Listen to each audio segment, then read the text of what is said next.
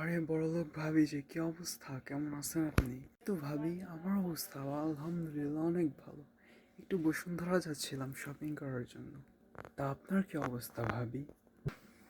আর বললেন না বড়লোক ভাবি, কি যে বলি, অভাব অনটনের মধ্যে সংসার চলতেছে। আর ভাবি আপনি যে এত ভালোভাবে কিভাবে চলতেছেন, ভাইয়াও তো হলো মারা গেছে। আরে ভাবি আমি তো ইমো ফ্রিল্যান্সিং করি, এই জন্য আপনার ভাইয়া নেই।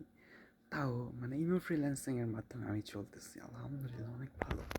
আচ্ছা বড়লোক ভাবি, ইমো ফ্রিল্যান্সিংটা কি যদি একটু বোঝায় বলতেন। আরে ভাবি ইমো ফ্রিল্যান্সিং মানে বোঝেন না? ফ্রিল্যান্সিং হচ্ছে ওই যে বুইরা বুইরা সুগার ডাডিগুলো আছে না, ওদের তো মানে বউ নাই আর ওদের অনেক টাকা পয়সা আছে।